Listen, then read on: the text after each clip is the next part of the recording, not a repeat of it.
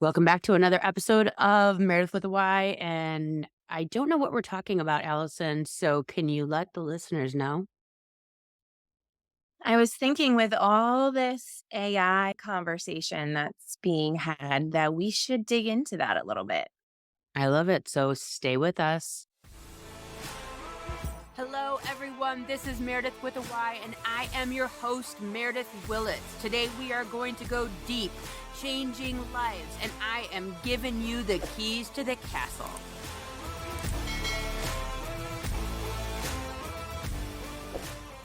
She's bringing the heat on me today, I feel, with the AI conversation, which I have to admit, I'm a little bit in love with ChatGPT for marketing. Like, I do know what we're referencing here. So, this is going to be an interesting conversation. Thanks again for doing this with me and being a co host to this podcast. It's always fun. And I'm excited to talk about this. So, what's your take on AI?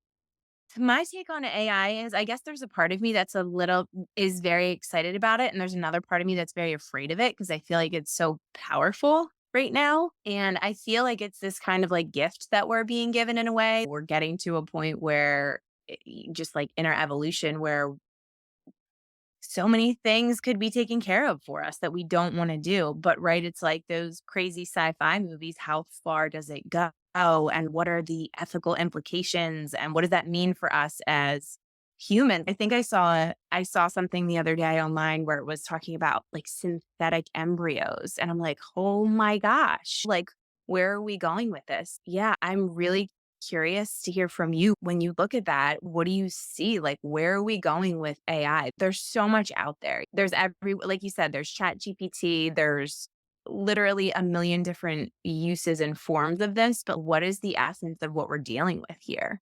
Yeah. I remember being a kid, like probably third-ish grade. And my mom was like, "We are never getting cable. That's not okay. It's like they can listen to us." I remember it being a conspiracy. I'm sure when the tractor came out and they stopped using animals to pull for farming and it's just, "Oh, geez, they're replacing this." So, I think with every stage in evolution, when we remove the norm and what we've known forever, and then implement some new technology, no matter what it is. There's still people that, right now that are like, I won't carry a phone because they're listening, which we know they are.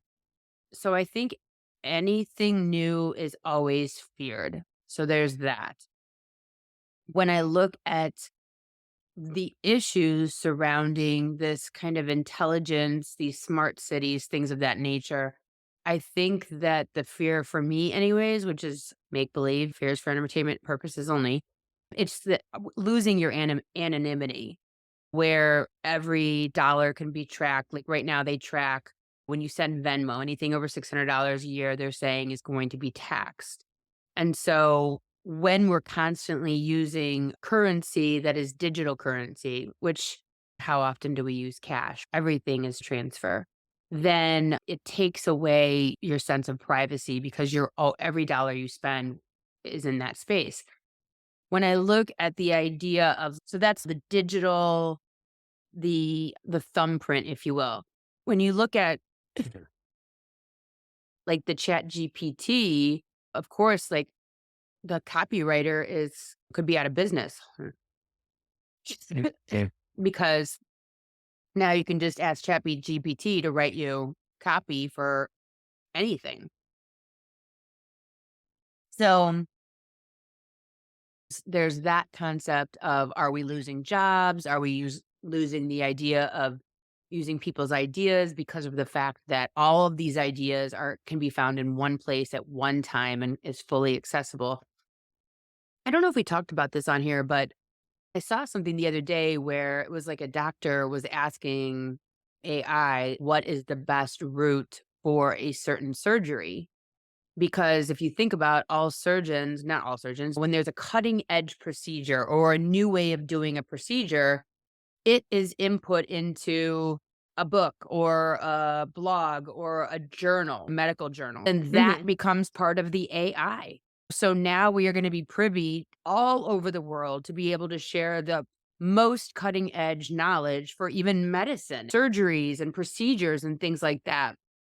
So there's so many positive implications of using ChatGPT and AI. I think that like what you're talking about when it comes to embryos, you just have to ask yourself why, when, and how would we need that when there's so many children that need to be adopted. And like for me, like that, like born in a test tube meat that I'm sure I think they already have out, like, I don't think I could eat it. Yeah, there's that, right? And I think the thing that the negative aspect I would say that I always am like, makes my stomach upset is that kind of thing where it's all right. I see it as such an enhancer in so many ways, but I also see it just in the same thing as we're already eating so many like synthetic things that aren't even classified as food, In most right? countries, yeah.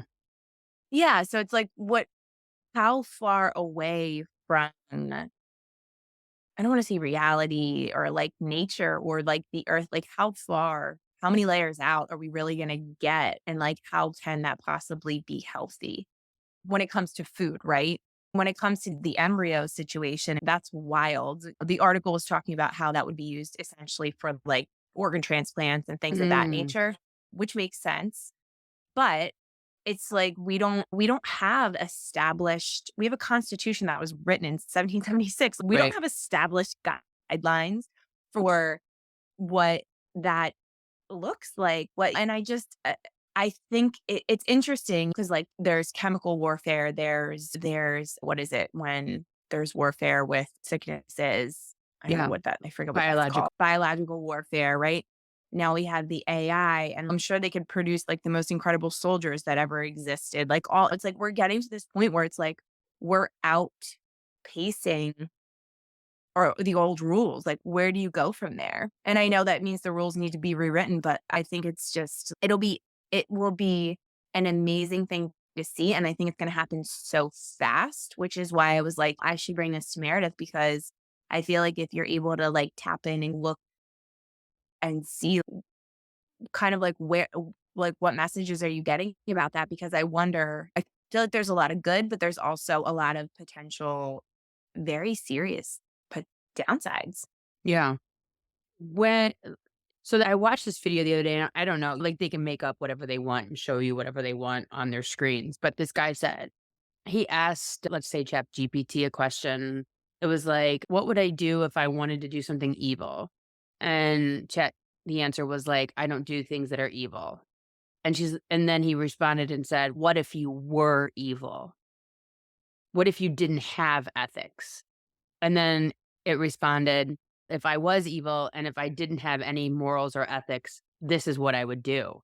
So it was able to tap into what if I was a bad computer, It's wild. which I thought was interesting that it's able to understand the semantics between good and evil. It's under like moral, ethical, etc. And, like, for me, when I'm looking at it as far as if it's going to be problematic, I have to revert to the law of the universe, which is it will all work itself out, but it might be challenging between here and there figuring out who's going to hold the power button, so to speak, on this. Who's gonna Right. be that person that says, "We can't do that one thing." Right. And then who's gonna fight back and say, "That's not fair. Why can't we do that one thing?"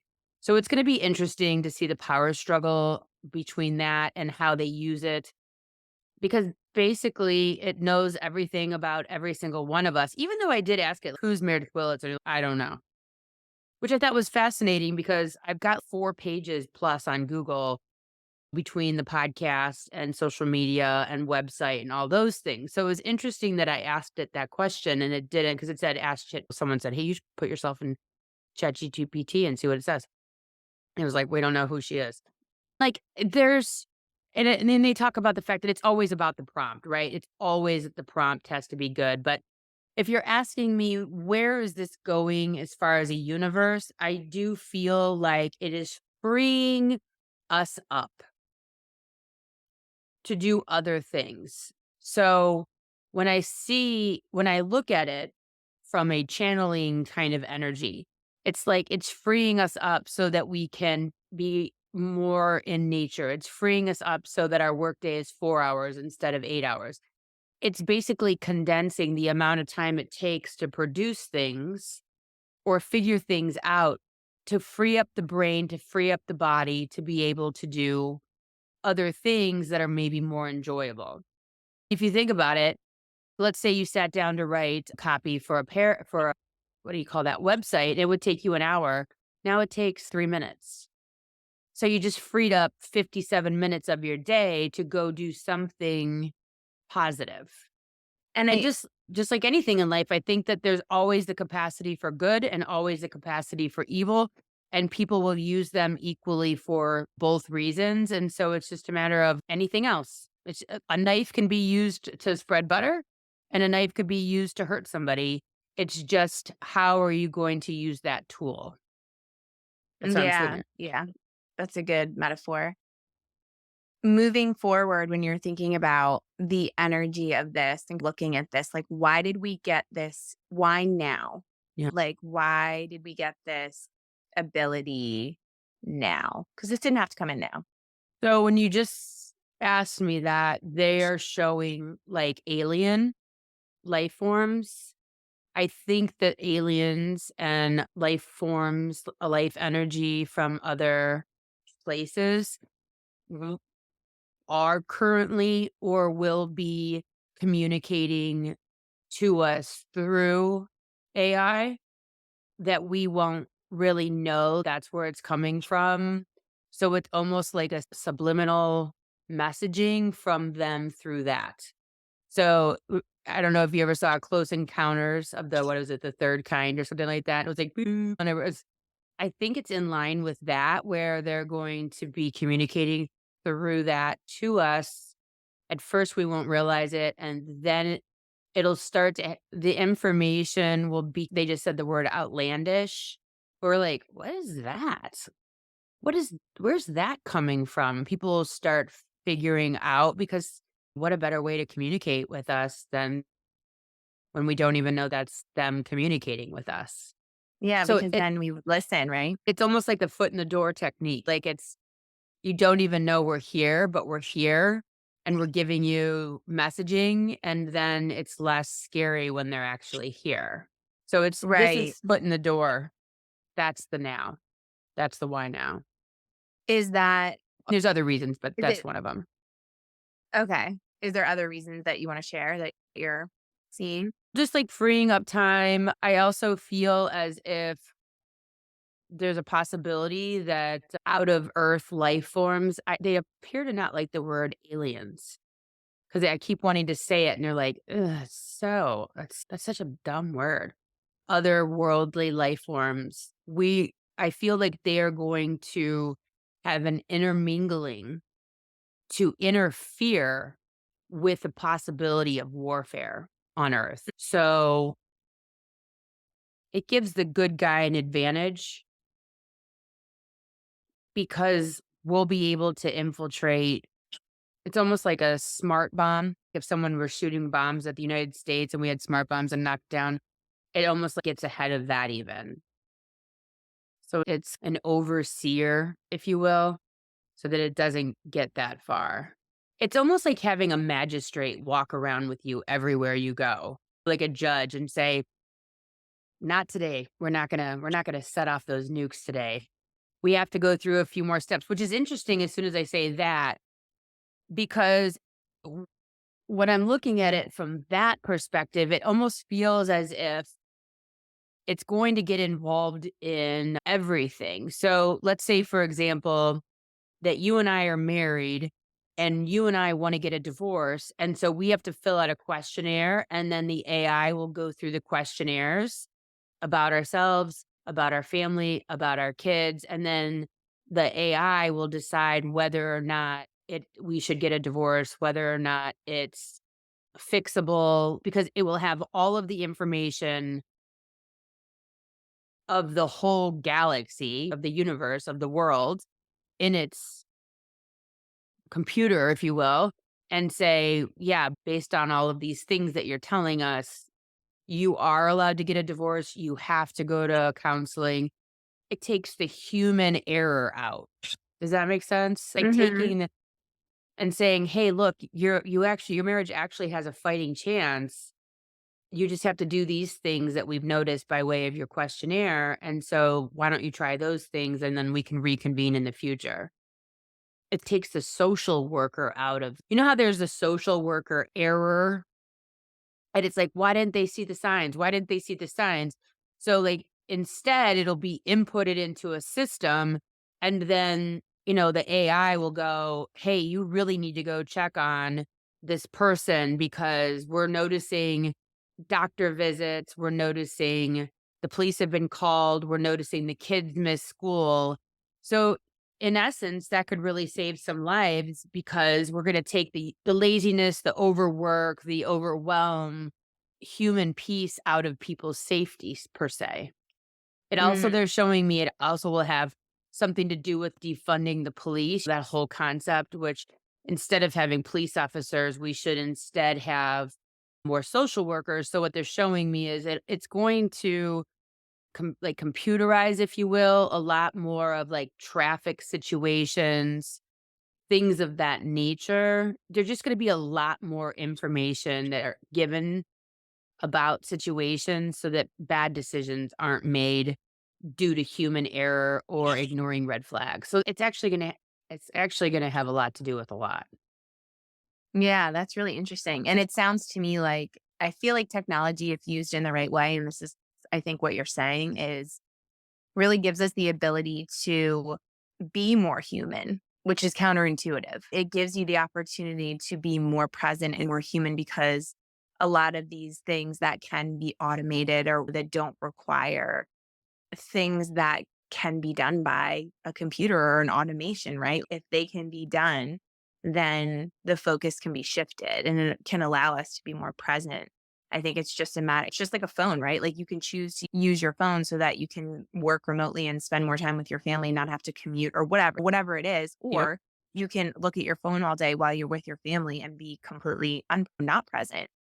So I feel like the choice is probably going to be given to us in that way of like how it's like, here's the power. How are you going to use it? And I'm sure that's going to be different for each person. And then for the group as a whole, right? Like for technology or whatever that is. I'm sorry, not for technology, for the government.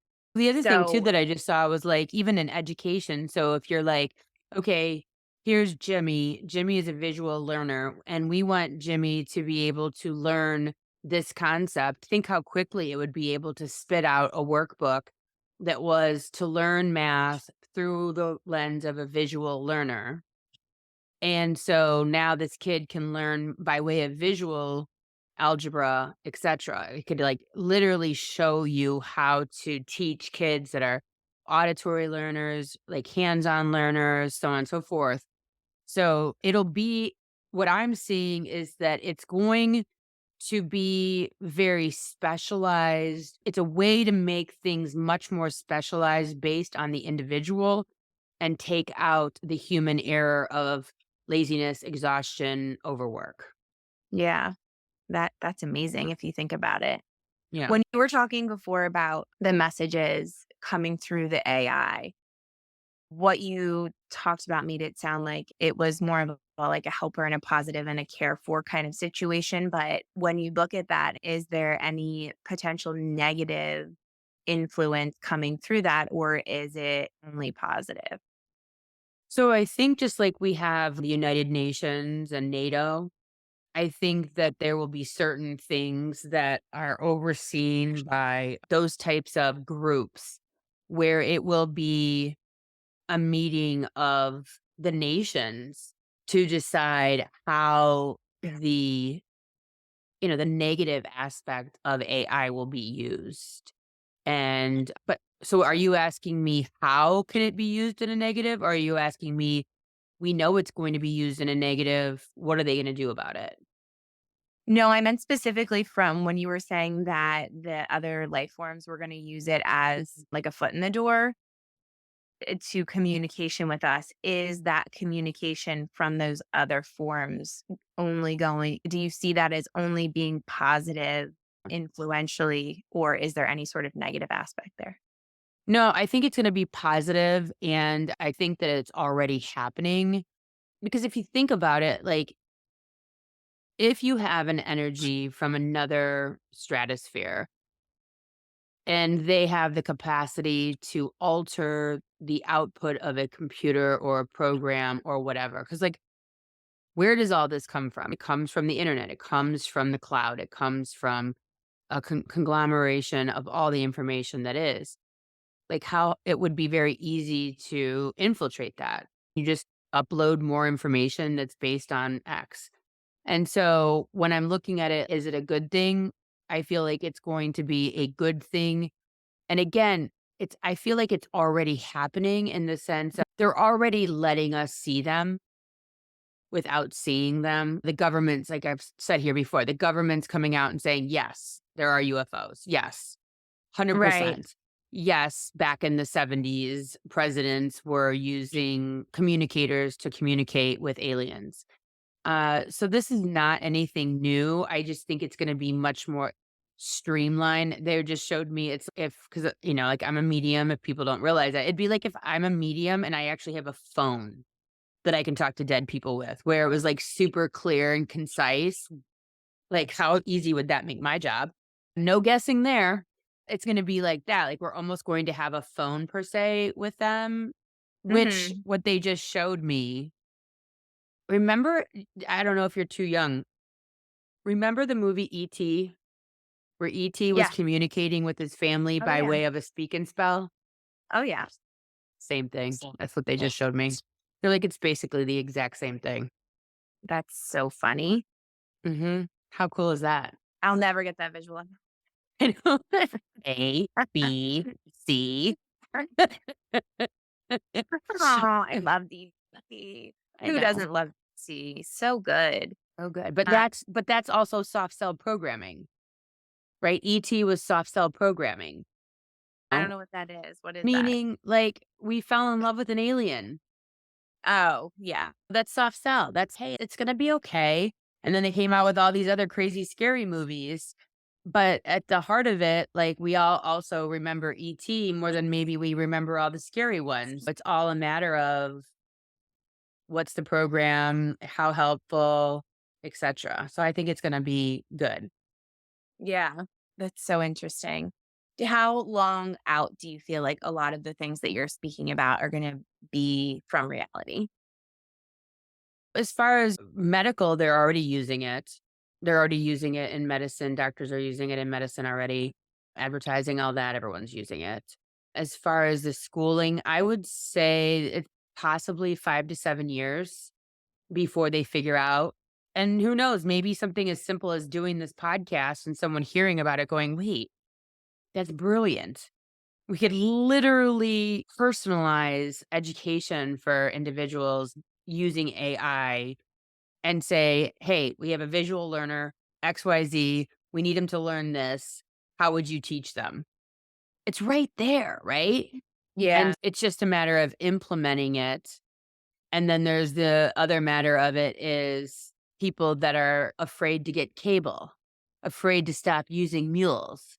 So there's going to be people that are going to push back and say, this is blah, blah, blah.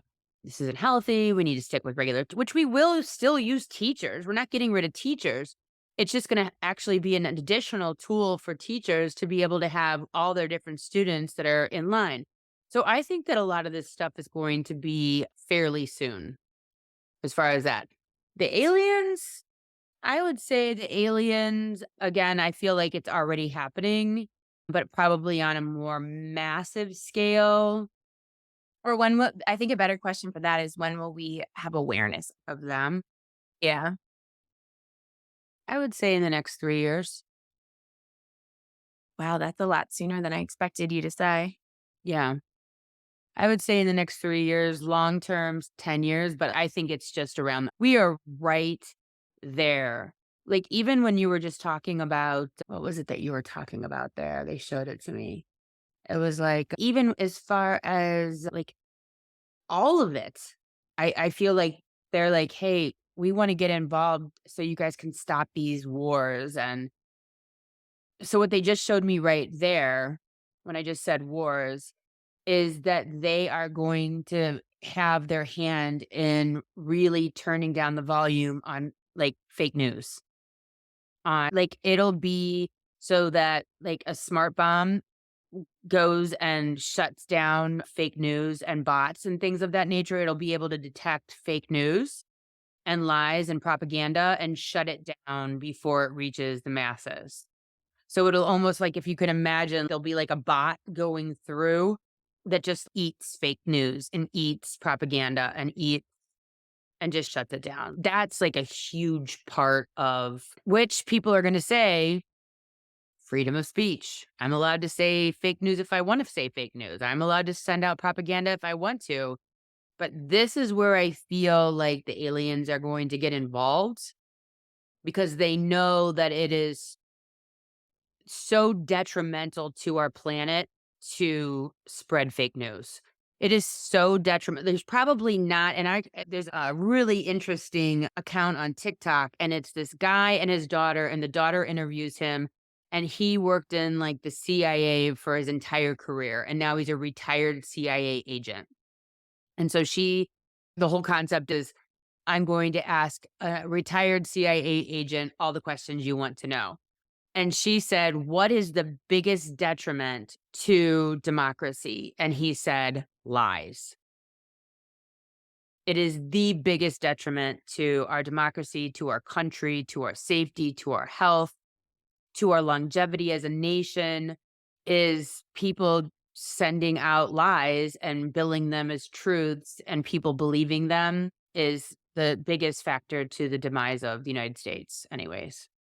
Which any country, any country. Coming from the government you're talking about to the people.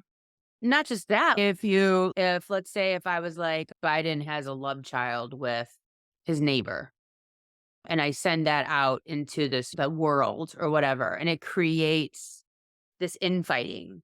The Biden people are like, "No, he doesn't. That's a lie." And the people are like, "Yes, he does." If you think about how much energy that creates between two groups of people who like him or don't like him, they will glom onto that story. And all I did was send it out into the ethos, and I don't care what happens to it. I just want people to Yeah. fight about it.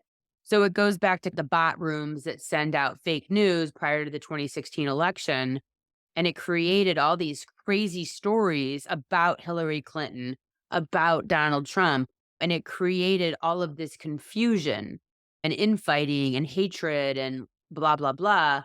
So I feel when I'm looking at where is that coming from, I feel like that is coming from an unearthed life form because they know that we don't police ourselves. When you're saying you feel like that's coming from an unearthly life form, you're talking about the fact that it's gonna be eradicated, not Correct. the fake news itself, yeah. Correct. I feel like there's so much BS coming from getting fed to the people by through the government too. So is the government the one that's gonna have the power to be able to squash whatever they don't want to be heard, or are they also gonna get squashed? I'm trying to look and see. The tough one is going to be things like the government, corporations. It's going to happen much more slowly because, like, inside of a corporation and you're inside of a boardroom, you have human you have a human interaction, right? Which creates a sense of privacy. If you are sending out digital information on the internet, there's no sense of privacy. There's no belief that you're having a private conversation with anybody.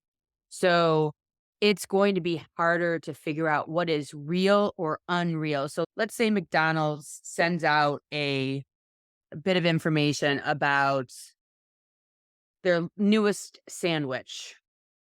It's going to be harder to find out if that is a healthy sandwich or an unhealthy sandwich. You would have to have a third party come in. If a third party came in and said, "Hey," third party meaning not the aliens, not McDonald's. So then this other third party comes in and says, "Hey, this sandwich is actually really unhealthy." Then the next bit of information that McDonald's were to send out saying how healthy this sandwich is, then there would be the third party that would come in and be able to say, actually, that's not true because we have this data showing how unhealthy this sandwich is. So there has to be the truth for there to be a lie. You can't just know a lie is a lie unless there is a truth. Does that make sense? You know what I mean? Either Biden does have a kid with his neighbor or he doesn't have a kid with his neighbor, right? So let's say that the lie is that it was sent out that he does have a kid with his neighbor. That's the lie. And so there would have to be a truth that would prove that there is no one out there that is saying that he has a child with them. And so there has to be the counter intelligence to prove it to be a lie. Does that make sense? Like with these bots that were all sending out crap in 2016, all like that Hillary Clinton was like killing 10 people before the election. Like that kind of a stuff, they have the ability to know that's not true. And I'm not sure how, but they do have the ability to tell that. But it's like something as, like I said, the McDonald's sandwich, it doesn't seem like they necessarily are privy to that information for some reason. Maybe because something like healthy or unhealthy is debatable unless a human were to say that it was healthy.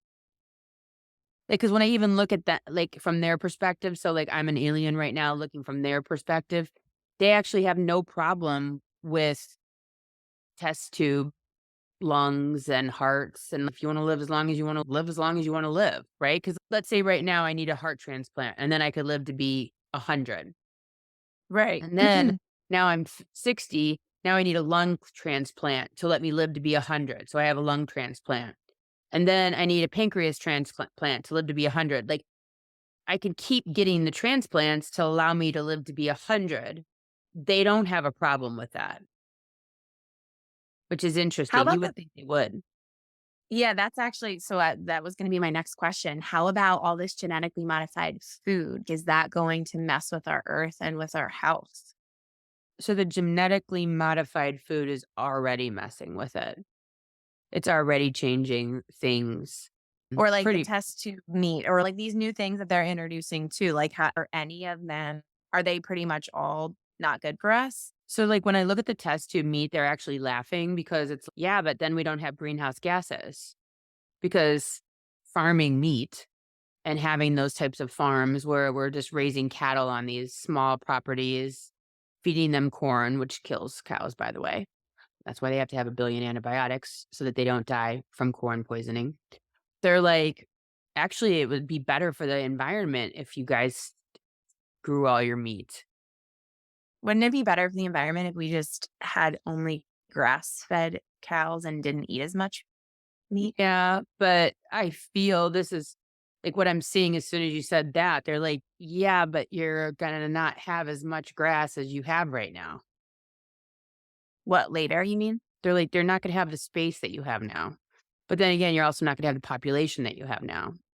And then this could be 50 years from now, but like they're showing big picture, it's gonna be much more convenient. And also like the meat, like they're almost making me feel like it's almost like soy. But I don't know. I remember when Cody was born, so that's what, almost 27 years ago. I was begging the doctors to grow with stem cells Cody a new esophagus because his esophagus got stretched as a baby during a surgery. And once you stretch an esophagus, the motility of it dissipates because it's like stretching out a balloon and then expecting it to look the same as when you got the balloon. And so the motility goes down when you stretch it to repair when you got it repaired. So I was begging them, I'm like, why can't we grow a new esophagus with stem cells? And they're like, oh, we're just not there yet, and blah, blah, blah. Like, that would be really great because Cody's going to live a good life, but would he live a better life if we could grow him a new esophagus and just put it in his body? Yeah, he would live a better life with less health problems, less pneumonias. His quality of life as far as a citizen of this world would be better. everything would be better if we could do those types of things. The hard part is this: when we look at the perspective of an alien, they are not a three-dimensional being in the sense of they are not on Earth. They are not of Earth. So they have very different morals. They're more in line with if you were an angel. So a lot of the stuff that we find unethical or immoral or gross, they do not see it the same way.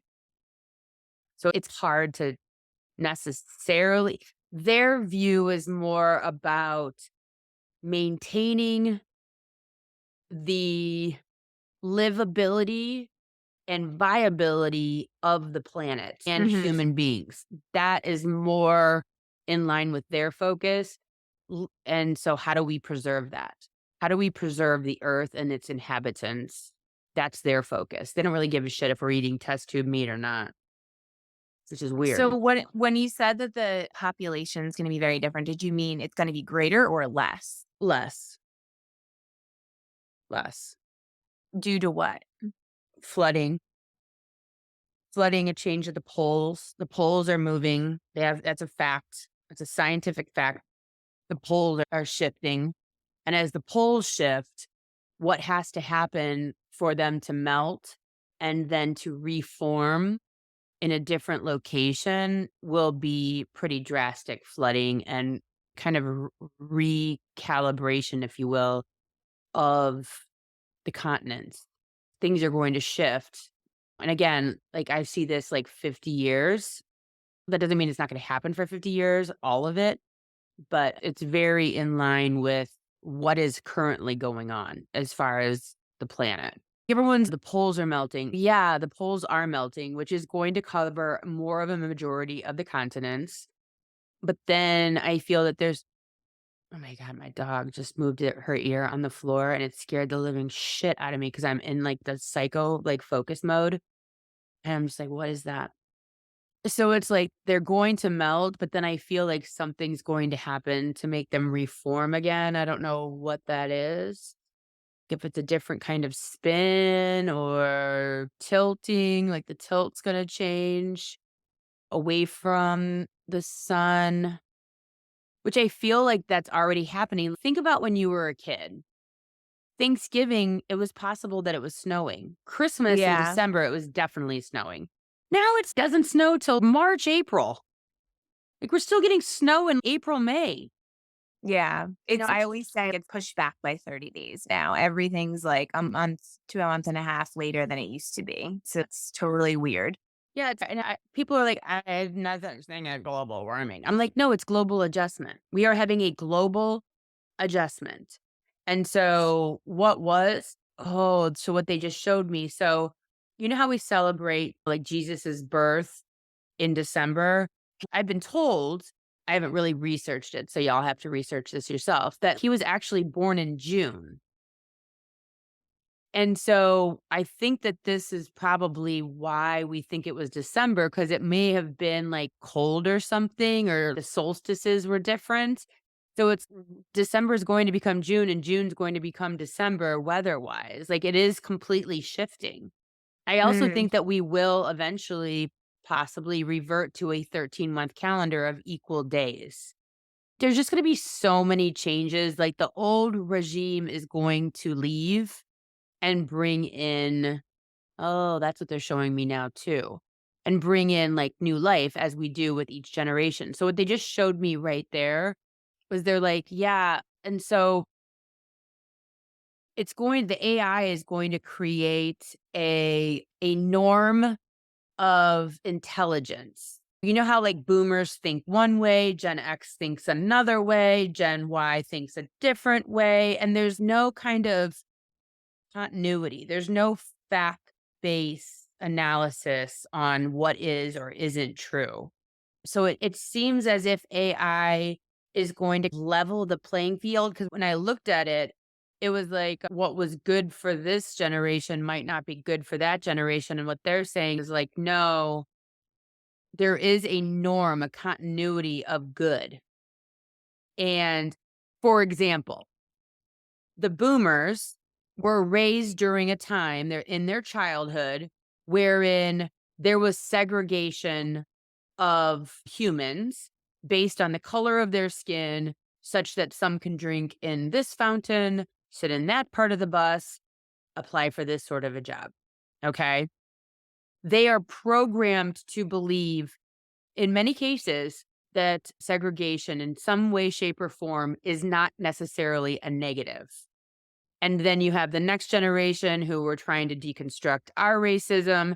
And then my children, hopefully, they are less racist programming wise than I was, than my mom. There's no continuity of fact because of the human experience, wherein it feels like when I look at the AI piece, it will create more of a continuity of intelligence that is not based necessarily on opinion or generation, because I'm like, shit, the only thing that's keeping us going right now is the fact that people die off their old shitty thoughts.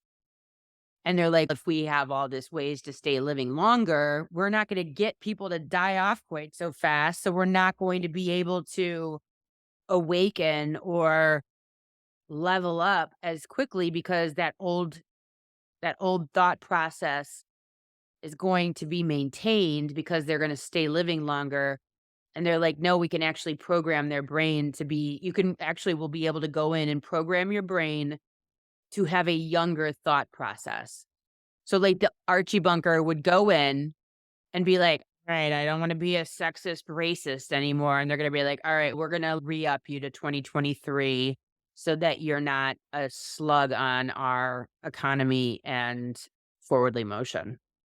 That's crazy.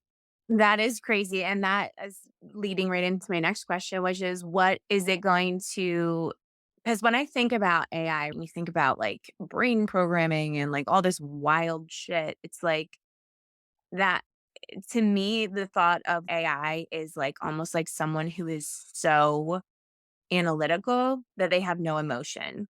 So, is the progression of this and integration of this into our human selves going to disrupt our emotional capacity or remove our emotional capacity in some way? So it will, so we're out, when you were talking, it was like you're already being programmed. The problem with the programming that we're experiencing now is it's slow. Like what children learn in Texas is very different than what children learn in Illinois. Okay. Is it all fact? Yes. Is there stuff that is deleted? Is there stuff that is added? Yes. So in some states, you learn more, in some states, you learn less. And it's all based on the emotional capacity of the humans surrounding that material. Okay. This is going to level the playing field and say, all right, look, your founding fathers, every one of them owned slaves. Did they write a good constitution and Bill of Rights? Yes, they did. But they were also flawed humans. And we need to learn all of the information, not information based on the bigotry or the misogyny of the place in which you are born. So we're going to teach about slavery. We're going to teach about the Holocaust. We're going to teach about white supremacy. We're going to teach about sexism. And no matter where you live, you're going to be able to learn about these things because we are already programmed, but we're being programmed by fallible humans, wherein the AI is infallible because it's all of all. We're going to learn about all the Black heroes of our past. We're going to learn about all the Asian heroes of our past. We're going to learn about all the amazing women of our history, right? Not what humans pick and choose that people learn. That's going to be the big fight. That's going to be the big fight because information is power. and they control us by way of information and lack of information. So if everybody, that's why TikTok is so scary for certain groups. If everybody is privy to all of the information, how do you control a group of people if they are informed? That's crazy. Yeah. I So feel we're like that's been the war that we've been in is an information war here for the past since social media became a large information pusher capacity. yeah. So I think that information and the distribution of information is going to probably be the biggest playing field leveler, which is going to empower a lot of people. And like they said, if you watch some of these videos on TikTok where they're talking about AI, they're like, now's the time to get in on this because we're, how often are we at the precipice of a new thing like this? Like the biggest thing Huge. that's happened in our generation, like in our Yeah. lifetime. And we're Yeah. here at the beginning of it. And so it's what are you going to do with it? Like, how are you going to use it? Are you going to take advantage of it? And like people are taking advantage of it, some way big, some way small. But I think that the way and where it's headed is leveling the playing field. And that it's almost like giving backstage passes to all the Vatican's books, all the information that the Vatican has of the books that were taken out of the Bible, what was in the Bible before 1950, what was in the Bible. Like, that's the backstage pass that gives you the information that takes the power away from the Vatican of all of these people knowing XYZ. Yeah. As long as whoever is disseminating the information is giving us all the information. That's, Yeah, I think, the big question mark. it'll be interesting for sure. It'll be interesting. Think how I don't know if you've ever left your phone someplace and then went out without it, but, like, literally every 5 minutes, like, I've done that before, and it's every 5 minutes, you're like, "Hold on, let me look that up." I don't have my phone. "Oh, let me check that." I don't have my phone. "I'm gonna show you Yeah. this picture." "Oh, I don't have my phone." Yeah. The Let me check my amount schedule. All oh, the thing. the amount of times that we go to access our phone and what's inside of it, either to look up the name of the actor in the 1973 movie that you can't remember as Burt Reynolds. You know, the guy with the mustache, you know, the guy with the chimpanzee, right? And you're like, holy shit, what's the name of the movie with the guy with the mustache and the chimpanzee and they're on a race, right? And so you can find that out in a matter of seconds. And that is going to be what it's like. When you Google that, it doesn't send you, oh, the name of the movie is Grease. No, it doesn't say that. It gives you the actual name of the movie, which I can't think Cannonball Run, maybe? But that's the thing is we right now are in the process of putting all the information in that we will have in the future. So it's in there. It's once you send a nude photo on Instagram, it's there forever. That's where we're at. The present right now is the future information that we will be accessing. God, that word sounds dumb the more I say it. We will access that information that we are currently putting in. And that's when they're going to be like, no, that's false. That's false information. But I don't know how they're going to do that, but they're going to. That's Yeah, that'll be so interesting to see how that unfolds since I feel like the topic of information in general has been such a hot button and yeah, it is so important. So that'll be amazing. so crazy. So crazy. Like, it's interesting when, like, such a great topic because I'm sitting here looking at it and I would have never thought of all the things that we're referencing here. Like, you could literally probably spend a month writing books on like the best ways to teach children based on just this podcast alone and come up with some pretty cool stuff to help kids. I think that's the cool thing. It's like this amazing tool, and you can use your human creativity to be like, how are we going to implement this? There's endless ways. So I think that's really amazing if you start to really tap into it. But yeah, thank you so much for answering all my wild questions today. Everyone's like, thank God for Alison to ask her wacky ass shit. We love Wacky it. ass shit.